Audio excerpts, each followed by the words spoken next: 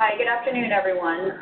My name is Chris Mena, and I'm the branch chief for the Division of Operations at the Office of Foreign Labor Certification. We appreciate you joining our webinar this afternoon as we review randomization procedures and talk about filing tips for the upcoming H-2B peak season. Joining me today as presenters will be Leslie Abella, one of the certifying officers for H-2B and the Chicago National Processing Center, Chris Bailiff from the Performance Management Unit at the Office of Foreign Labor Certification, and Tim Erskine from the Office of the Chief Information Officer at the Department of Labor. So we're going to start with the filing process. The application filing window for H-2B applications with start dates in the second half of the CAP, so April 1st and later, will open at midnight, 12 a.m. Eastern Time on January the 2nd. There is no benefit to filing at midnight on January 2nd. I'm going to repeat that. There is no benefit to filing at midnight. And that's because under randomization, there is a 3-day filing window in which OFLC will accept applications for April 1 start date, and then all of those applications will be randomized and then assigned for review. So on January 2nd, 3rd, and 4th, OFLC is going to accept all timely filed applications with an April 1 start date or later, and we're calling that our 3-day filing window. If you filed in July, we also conducted a 3-day filing window between July 3rd, 4th, and 5th, and randomized applications afterwards. Every day, applications are randomized. So I'm going to repeat one more time. There is no benefit to filing at midnight on January the 2nd. On the next business day after the filing window closes, which will be January 6th, OFLC will randomize all applications with an April 1 start date that were filed in the 3-day filing window. And if you want to see the procedures that we're using or review the procedures that we're using, please refer to the Federal Register notice that was posted on March 4th, 2019. The randomized applications will be assigned to groups, and we will develop as many groups as required based on the number of applications submitted. Group A, in accordance with the announcement with the Federal Register notice, will have a sufficient number of applications to fill the statutory visa cap. We are planning on having approximately 35,000 worker positions in Group A. Each subsequent group will have no more than 20,000 worker positions in that group. Once the randomization is completed, once the computer process is completed to randomize the application, employers and their agents or attorneys, if applicable, will be notified in writing of their group assignment. If you filed in the July filing window, you also received this notification. Applications in Group A will be assigned to analysts for review and issuance of first action decisions. The remaining groups will not be assigned until we complete first actions on Group A. So once Group A is completed for first action, Group B applications will be assigned to analysts for review and issuance of first action decisions. It's important to remember that the randomization groups are for first action. So your randomization order will control when you get your first action. If you are in Group A and you receive your notice of acceptance, you can go on to conduct your recruitment.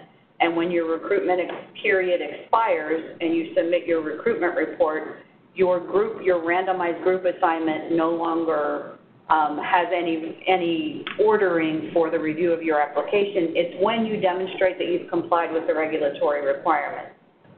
If your first action is a notice of deficiency, you will have to submit a nod response. And when you demonstrate compliance when you've resolved all of your deficiencies, then you'll be issued a notice of acceptance, go on to recruitment, submit your recruitment report, and get your final decision. So the subsequent phases after first decision are based on when the filer demonstrates compliance.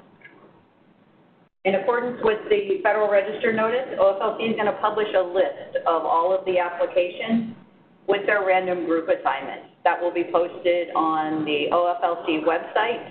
And again, if you go back to look at our July 15th 2019 announcement on the OFLC website. There's a sample of what that list of applications will look like. So where do I file? All of the H-2B applications will be submitted and processed through the Foreign Labor Application Gateway, and there's your the URL for it. Mailed-in applications that are received at the Chicago National Processing Center will be assigned to the OFLC staff for data entry into the flag system. The submission date for a data entered application will be the date that the staff member completes the data entry. If the data entry is completed January 2nd or 3rd in that filing window, then that application will be a part of the randomization pool. If the data entry is not completed until January 6th, it will not be in the filing window randomization pool. So what do you need to include in your application? So a completed 9142B application, please make sure you're using the correct version of the form. If you have not filed yet in FLAG, OFLC implemented a revised version of the 9142B in July of this year. You'll need a valid prevailing wage determination tracking number. Appendix A for your additional worksite location. Please do not upload a separate document with an itinerary. All worksite locations must be in Appendix A. A signed and dated copy of the Appendix B, which is your employer assurances and obligations. If you're using a foreign labor recruiter, you'll be required to complete Appendix C with your foreign labor recruiter information. You'll need a copy of the job order that you submitted concurrently to the state workforce agency. If you're being represented by an agent, then you'll be required to upload an agent agreement or documentation that demonstrates that the agent is authorized to act on the employer's behalf. If you're filing as a job contractor, you'll be required to you'll complete Appendix D. You'll need copies of contracts and agreements with your foreign labor recruiters that you've authorized to conduct recruitment of H-2B workers. If you are filing an application for an occupation that is subject to special procedures, you'll have to submit all of the documentation required per the special procedures for your occupation, including a copy of the MISO registration for the employer or agent, if that's applicable. If you're a job contractor, as I mentioned, you'll have to complete Appendix D, which will identify the one employer client that you're filing an association with. You'll need an Appendix B that's signed and dated for the job contractor itself, and a separate one signed and dated by the employer client. You'll need a statement of temporary need for both the employer client and the employer. And you'll need a copy of the executed work contract with the employer client.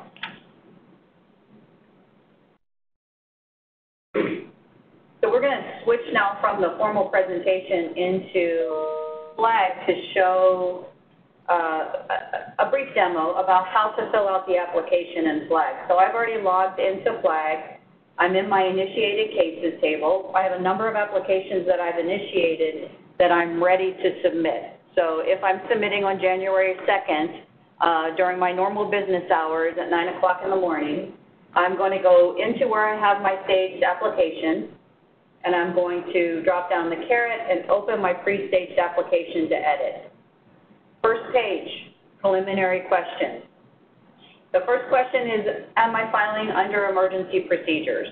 If you are not filing under emergency procedures, as I have it marked no here, you'll need a prevailing wage determination that's in a final status. Final statuses are determination issued or center director review affirmed or modified. If your prevailing wage determination is still pending, you cannot use it under non-emergency procedures. If you do decide to file as an emergency, you'll be required to upload an emergency justification document. Leslie can maybe give us some filing tips of what she generally likes to see in an emergency filing. Yes, remember that the basis for an emergency waiver of the prevailing wage requirement or the filing timeline must be generally unforeseeable and not in the control of the employer. Some examples would be an illness or injury to a permanent worker, which forms the basis for a one-time need by the employer. And often natural disasters are approvable for emergency requests, so long as that event was fairly recent. We sometimes see emergency requests based on a natural disaster or weather issue that occurred months prior. And that is likely not approvable because there would have been time for the employer to seek its prevailing wage determination. Being new to the H-2B program is generally not something that will support an emergency request or to be approved. Neither is having a pending prevailing wage determination that has not yet been issued if that prevailing wage request was not filed well in advance. We generally look for a 60-day period there, which has previously been provided to the stakeholder community as guidance for how early they should be, at least how early they should be submitting their prevailing wage request. Okay, so if you have an approvable emergency or what you believe to be an approvable emergency, you'll upload your emergency situation justification, and in that case, you can also link to a 9141, a prevailing wage application that's still in a pending status. If you don't have a prevailing wage determination, then you'll need to first complete the prevailing wage determination and submit it to the National Processing Center because you'll be required to link that PWD number right here. So I'm going to change my filing back to non-emergency because I have prepared everything timely. I've uploaded my prevailing wage determination here, and by linking my prevailing wage determination, I have pre-populated a number of the fields on my form. This box here will pop up. You can link as many as 3 prevailing wage applications to a single 9142, so a single H-2B application. I only have one that's relevant here. So I've linked it, and when I link the prevailing wage determination, I'm going to be given an option of where I want the requester point of contact information from the 9141 to populate on the H-2B application. You can choose that person to be the employer POC or the agent or attorney, but you will have to make a selection. You'll also be required to acknowledge a general advisory that if you modify fields that are imported from the 9141, that may lead to delays in processing. So Leslie, would you talk briefly about what kind of modifications that you would expect to see between the 9141 and the 9142? Yes, if there needs to be modifications, some are permissible and some would be problematic. An employer can remove work sites from its prevailing wage determination when it files its 9142B. So sometimes an employer determines that they're not going to be using a certain work site, and that's fine. They can revise work sites, potentially add work addresses. The key is that they have to be in the same MSA. There has to be a prevailing wage determination that covers that location. The employer can also raise the wage from what they received on the prevailing wage determination. Any edits to the employer identity or the location of the employer need to be explained and supported with documentation. So sometimes there's a scenario of a successor in interest to the business during that period. So we would need information on that with the filing to substantiate that the prevailing wage determination is in fact for that employer or that entity that it has now become.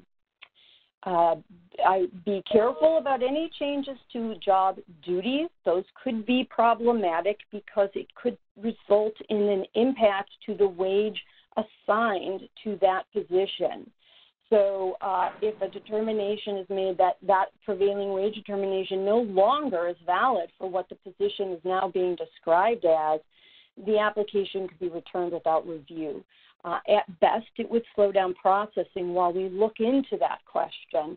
So have those job duties pinned down as part of the prevailing wage determination, and best not to revise those.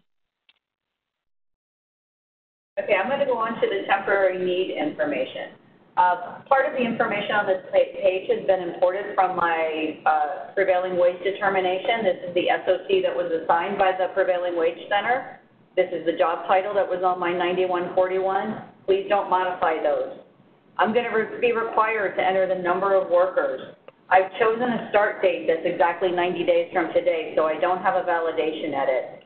If I'm too far out, I'm going to see this red warning message here that tells me that I'm more than 90 days from my start date. So as you've initiated your applications for April 1 start dates, you'll be seeing this warning.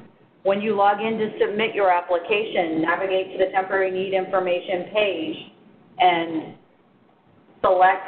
You may be required to either refresh or select the correct start date. Just re-enter the start date to get rid of that error message. The temporary need statement.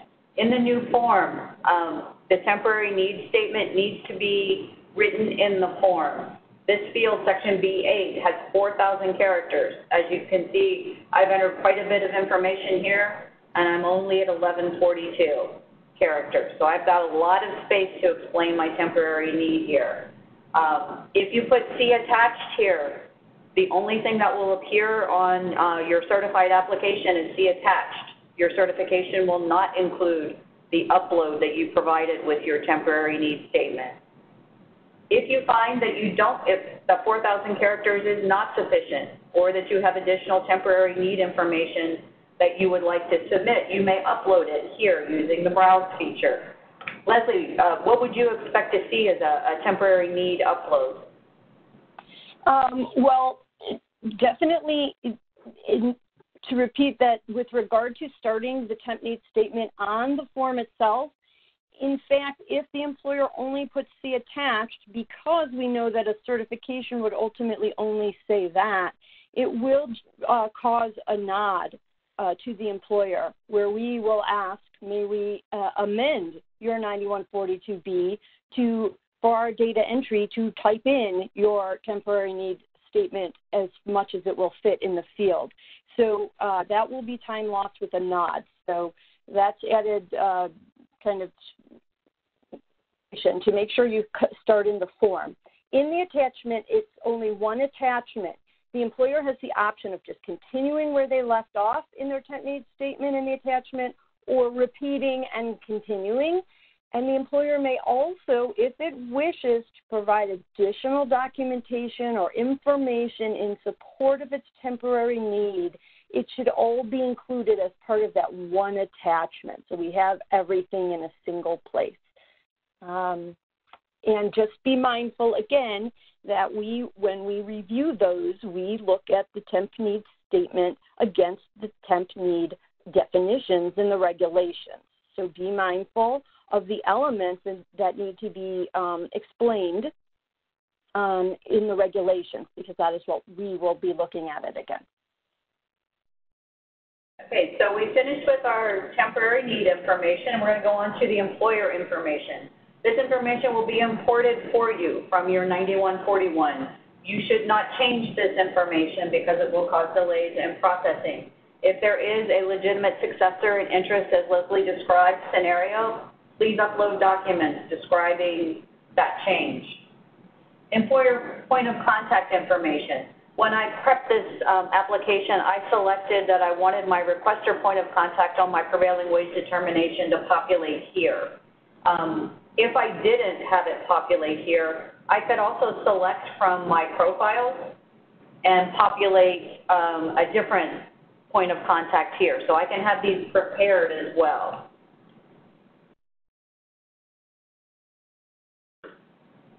Agent attorney information. I have populated this using a profile, and I selected my profile as being an attorney.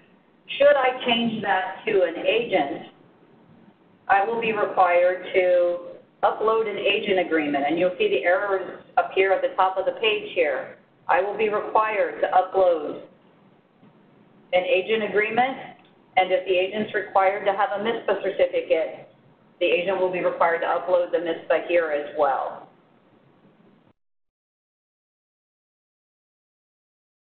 So I'm going to go back and reset it as an attorney so I can resolve the error.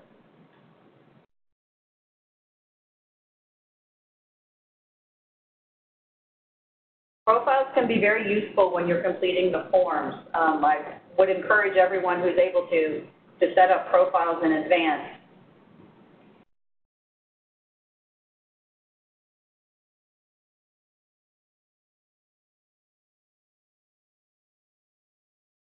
Okay, so my attorney information is now entered. I'm going to go on to the job opportunity and the minimum requirements. You'll be required to upload your SWA job order here. The state that you submitted your SWA job order to and the date you submitted that order. Job duties, again, 4,000 character limit for the job duties. These are imported from the 9141. You have one optional upload for additional job duties. If you choose to upload additional job duties, they cannot be different job duties from what was on the 9141 because, as Leslie pointed out, that may impact the SOC code and the prevailing wage that was assigned to on your prevailing wage determination.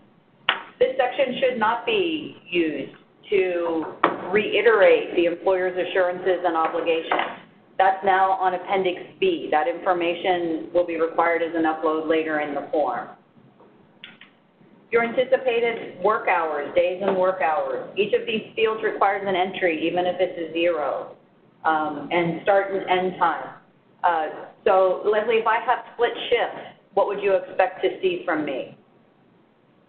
So for employers who have split shifts or some complicated sort of schedule alternatives or variations, what they should do is complete the main section FA5 with one schedule, and then they can add a discussion of possible alternatives or add other alternative schedules in either FA4, which is the job duty section, or FA11, which is the special requirements section.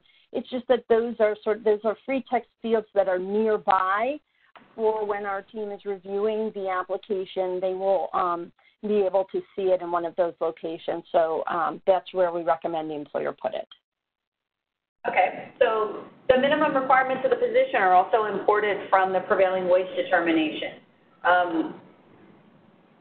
The prevailing wage determination is not going to evaluate whether those requirements are appropriate to the occupation. So, Leslie, when your analysts are looking at these applications, how will they evaluate the minimum requirements?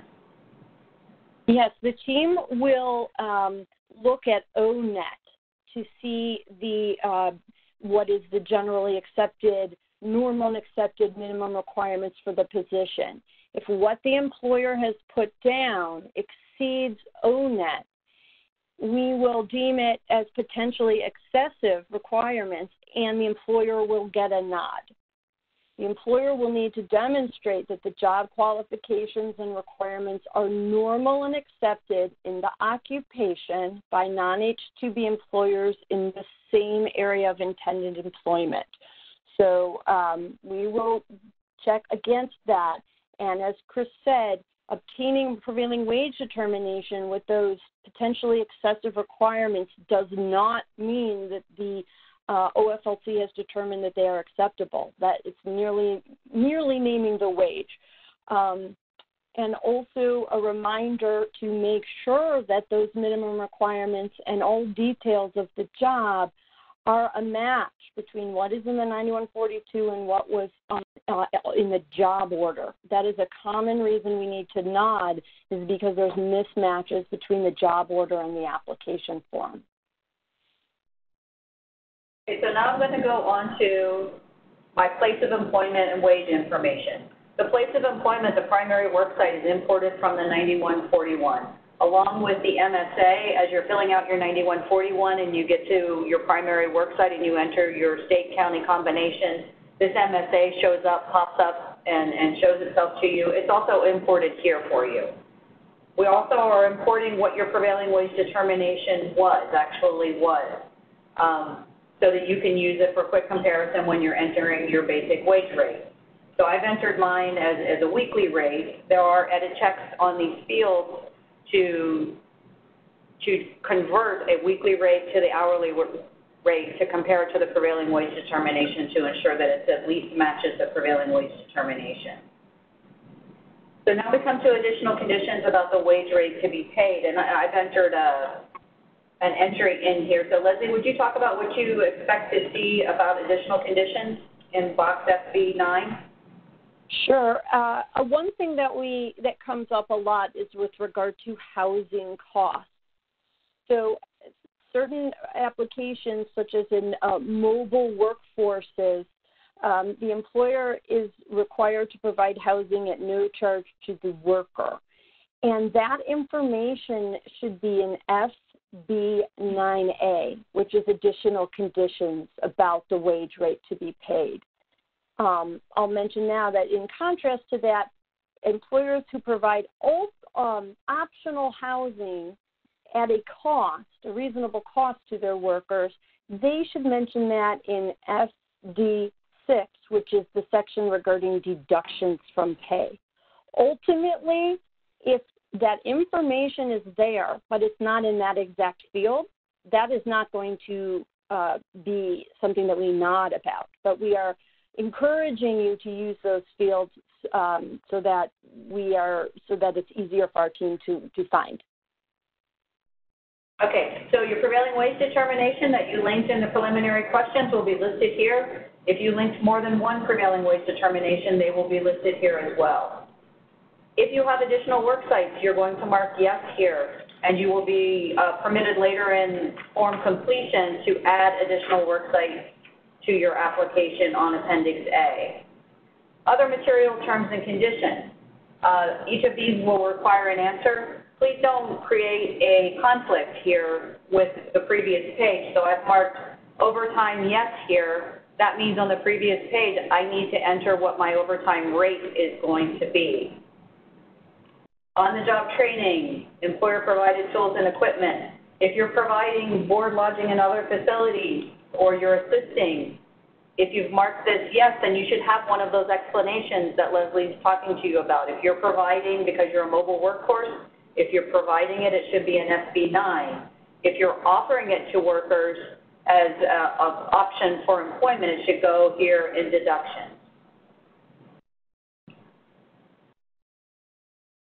Recruitment information. 2 of the 3 fields are required.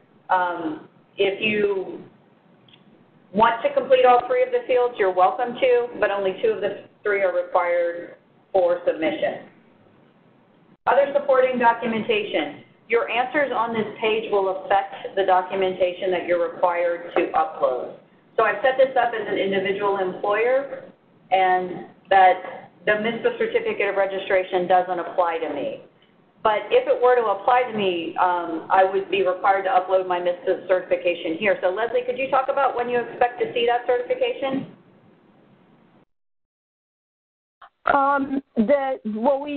We look in the forestry cases, we require the FLC and the FLCE, and they need to be valid or an extension application timely filed before the last one expired. If the employer does not provide those documentations, those documents that are valid and have enough spots for the required workers, then there will be a nod. So be careful about that.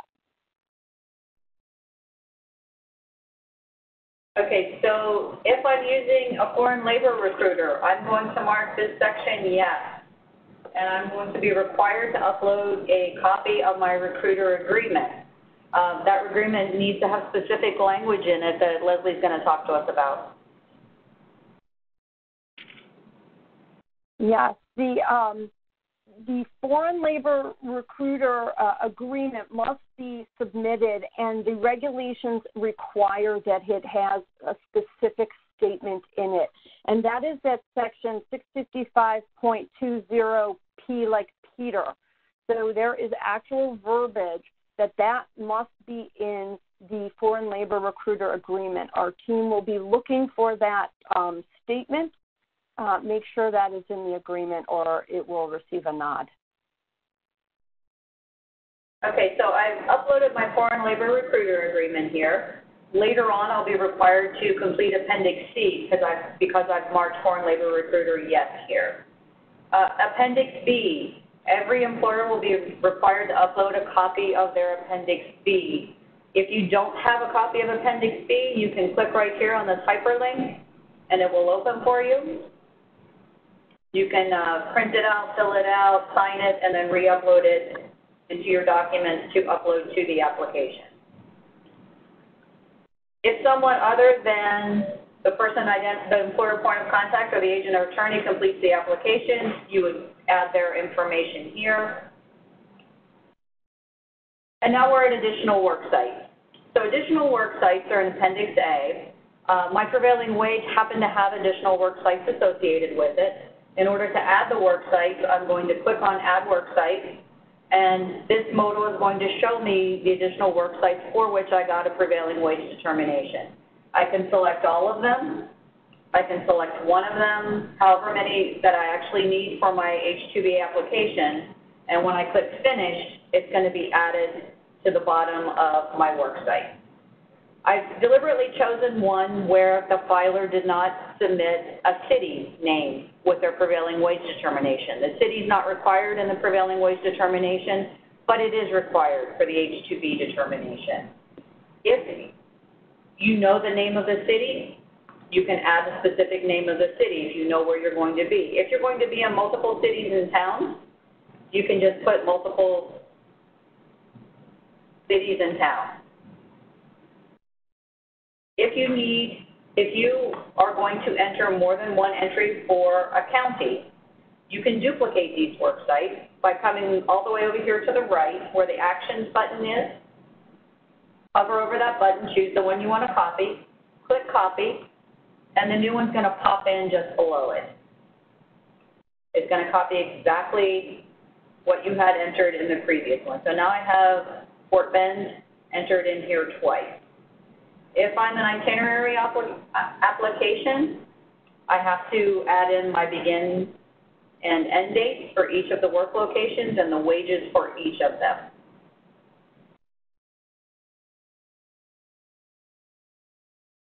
If I want to remove a work site, I'm going to go back to my Actions bar. We're no longer working here. I'm going to remove that work site from the application. So it's fairly easy to add and delete work sites from additional work sites, or from the Appendix E page. So I changed my application from no to Foreign Labor Recruiter to yes for Foreign Labor Recruiter. So I'm going to have to add the names of my Foreign Labor Recruiters here, and I'm going to click on the Add Foreign Labor Recruiter button and select from my profile that I've pre-set up of where I have recruiters working. So I choose the recruiter I want, click Populate, and it fills out the appropriate fields. There are still some fields that I'm going to have to fill out on my own. So Costa Rica does not have state, and I'm going to put the zip code in. Not all countries have zip codes, so the profile does not require a zip code to be entered. So I'm going to submit that, and you can see my Foreign Labor Recruiter shows up here. Again, I have the Edit Remove function here. If I want to open it and make a change, I'll select Edit. If I want to remove this Foreign Labor Recruiter, then I would select Remove. But until I change my answer on whether I'm using a Foreign Labor Recruiter or not, I'm required to enter at least one here. Section D. This is for, or Appendix D, I'm sorry, is for the employer's client information if you're a job contractor. If you'll recall, I've set this up as an individual employer, so I won't be required to complete this section. Application Documents page will show you a list of the documents that you've already uploaded. If you need to upload a document that does not apply to one of the sections of the form, and you can add it here by selecting Add Document. And you can browse, go to your documents, choose the document that you'd like, and I'm going to choose a random one here. And it's going to give me the name of the document that I've uploaded. I'm going to save it, and it'll show up in my table, and then I'm going to categorize it as another supporting document.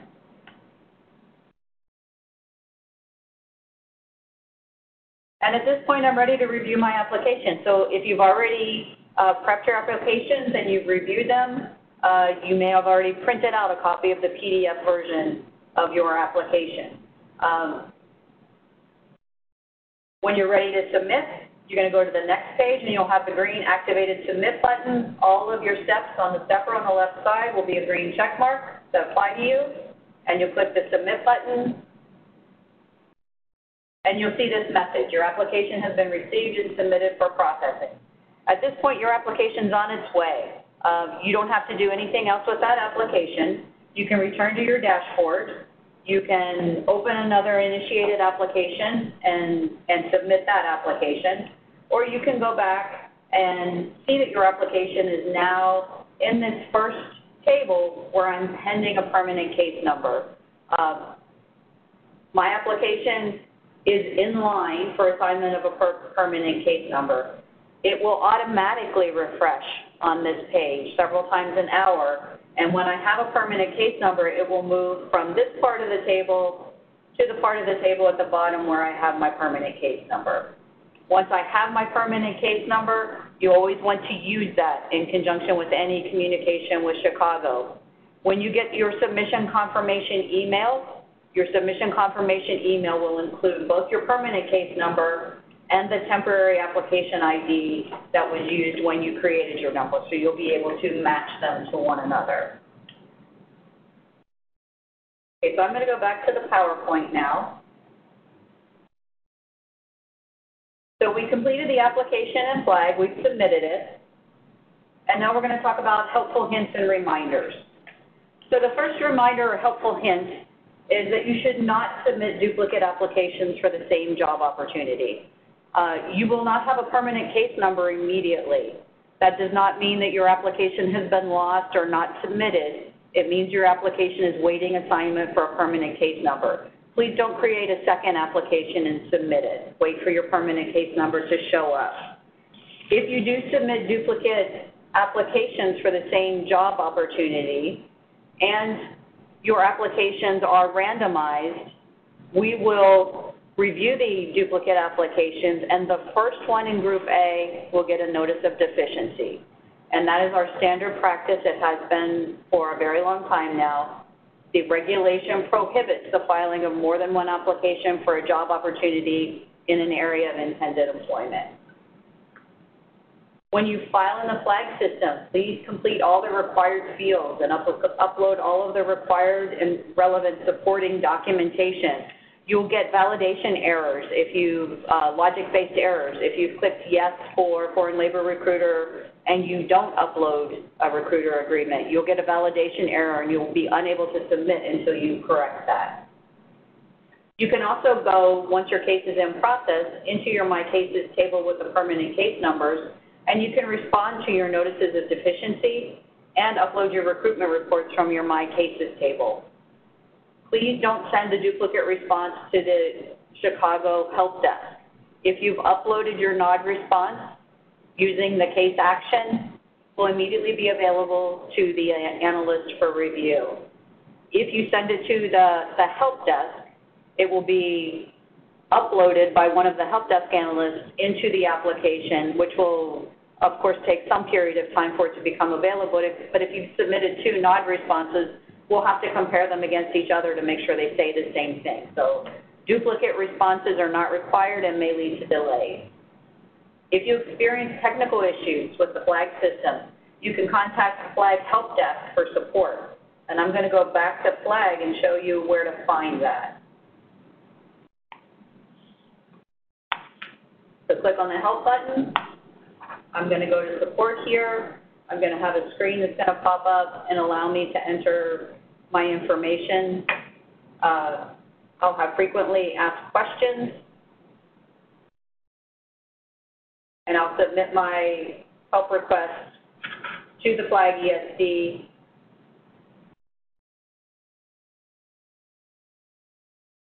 Here in support. I'll use the contact. If I'm having trouble logging in to Flag at the login.gov login, I'm going to contact the login.gov team. If I'm having an issue with the program, I'm going to contact the program desk. But if I'm having a flagged technical issue, I'm going to fill out this form and submit it, and it's going to go straight to the service desk who's going to handle your application. Someone will reach out to you and help you solve whichever technical problem you're currently experiencing.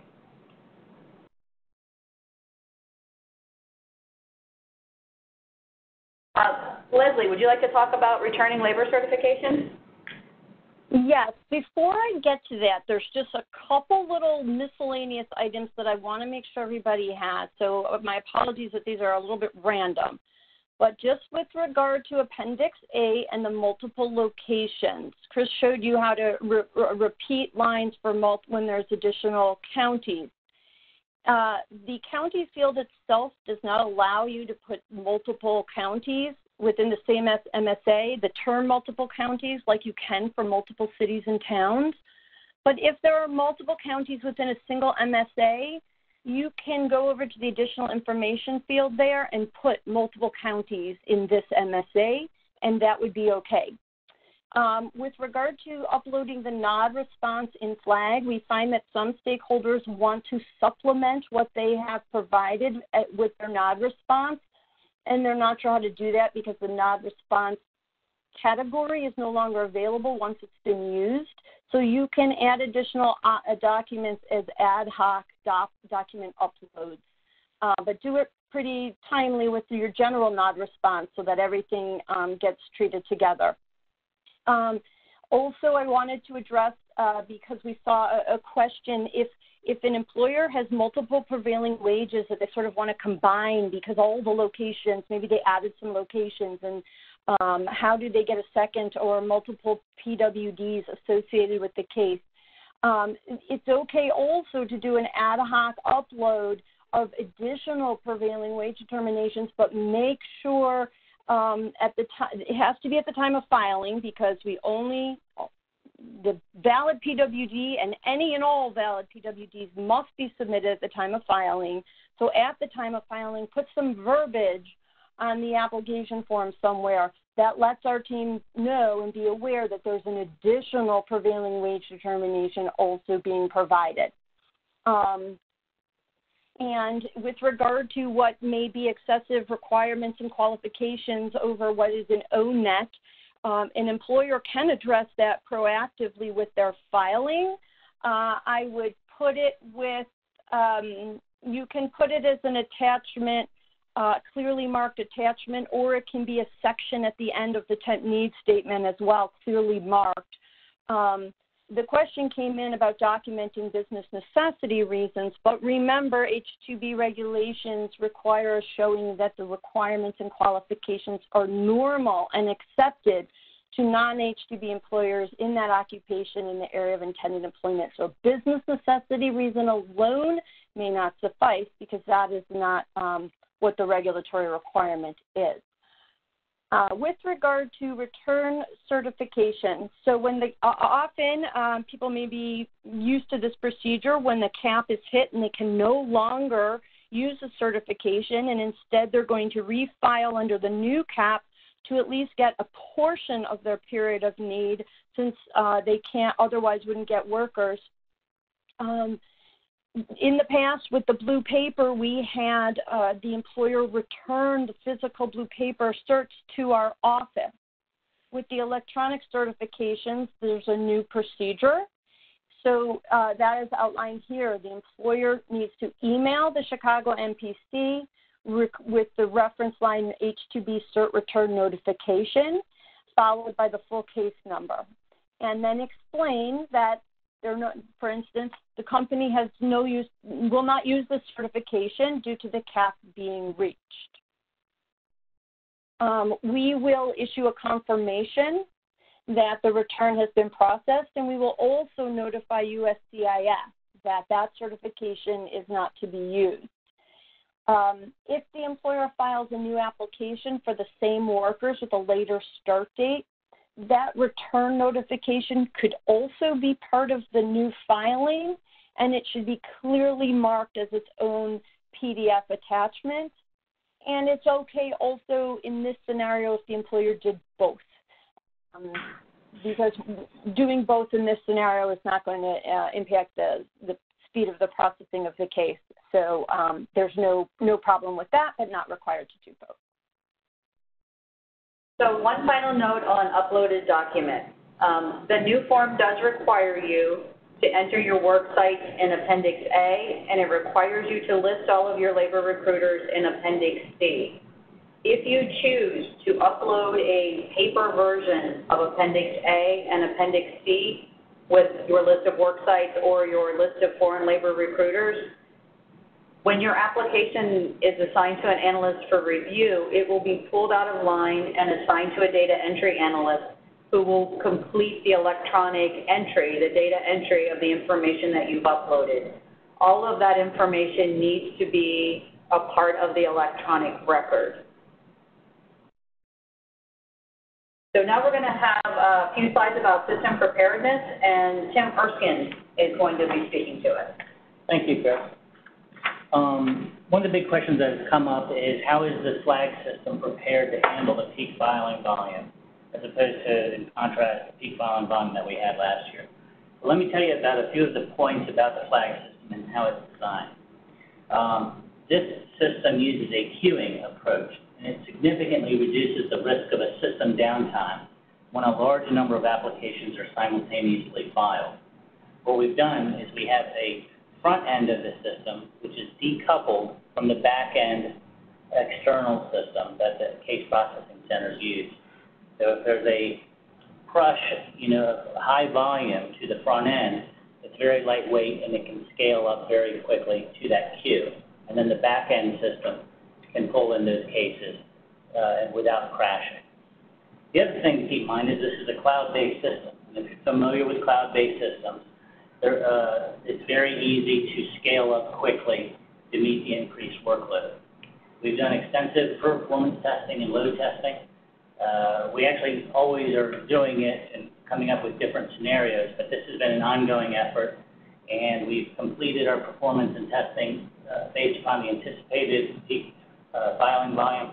We're feeling very confident that this will not be a problem for us. So we feel like we are very well prepared for the peak filing volume. Now, one thing to keep in mind is it's important to prepare so that we don't have an issue. But the other thing is to also prepare in case we do have an issue. So I want to tell you exactly the type of support that we'll have on standby. We're going to be providing 24/7 monitoring and help desk support. This is the same process we used when we had the July mini peak filing season. We're going to make sure that all of our technology partners who support the flag system are on standby and ready for rapid response. This includes our vendors such as Microsoft Azure, Amazon Web Service. As you know, we use GSA's login.gov, and also our partner Appian. If we do have a service outage or disruption, we're going to execute a communications plan so that we've already thought through the types of scenarios we may come across.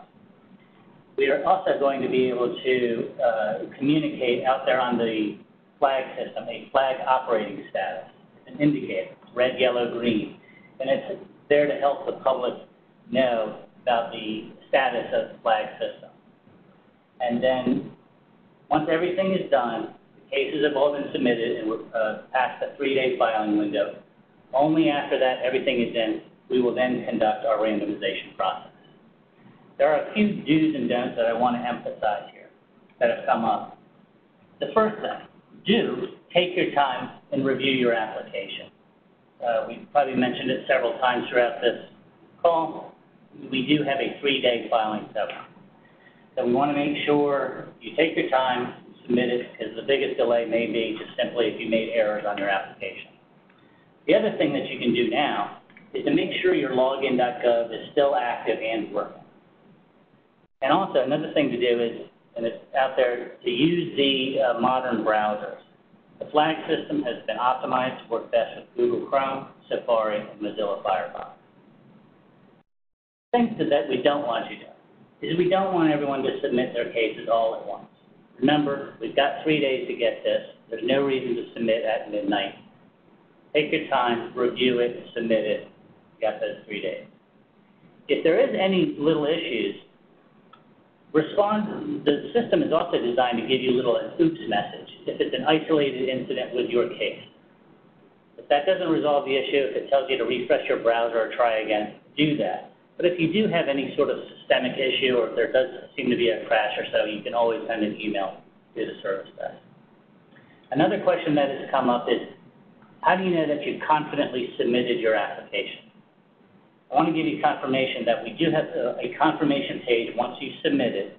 Once you get that confirmation page, it means your case has been submitted. You'll also see your case on the Submitted tab. That's the end of the story. It's been submitted. And if I may interject, you'll also get an email from the system mailed to the employer point of contact email address and the agent or attorney email address, if applicable, that your application has been submitted. I have. Thank you. Okay, now we're going to talk about public disclosure of processing times, and Chris Balo from our Performance Management Unit will be speaking. Thank you, Chris. We will be posting the processing times 3 times a week on a Monday, Wednesday, Friday basis, and that will be found through a link in Slack. That first processing times report will be posted on Monday, January 13th. Basically, the data will be the same. The only difference is the filing window groups in the report. Everything else will basically be the same. Under step 1, that data, as usual in the past, will not include withdrawn or rejected cases. Step 3, total cases issued, no or not. That will consist of applications that have already received notices, applications that are pending additional action, such as a recruitment report, response to a no or not, etc.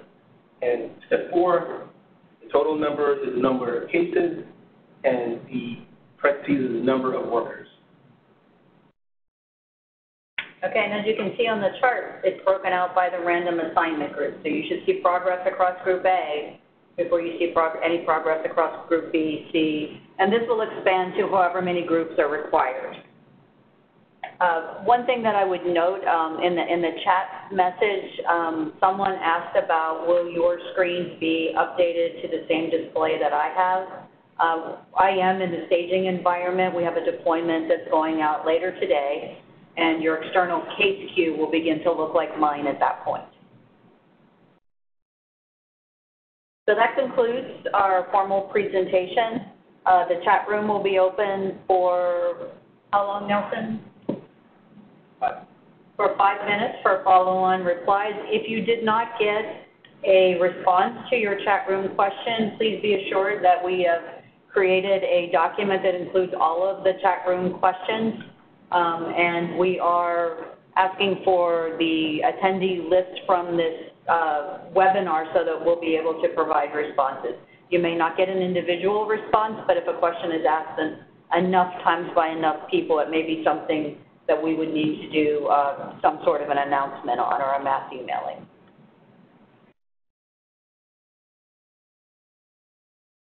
This is Chris again. We have a question in the chat about foreign recruiters. Do we just list the company name, or do we have to list each individual recruiter working for that company?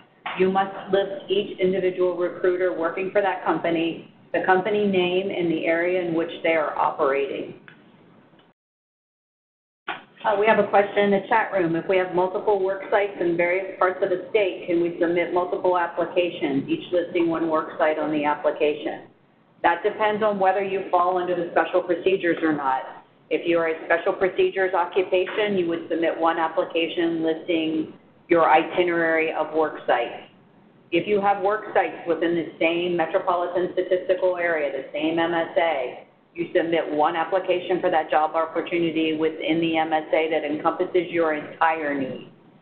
If you have applications, if you're not subject to special procedures and you have applications for different MSAs within a state, then yes, you are required to submit a separate application for the job opportunity in each area of intended employment. Okay, so we're ending the chat room now. We've recorded your questions, and thank you all for participating.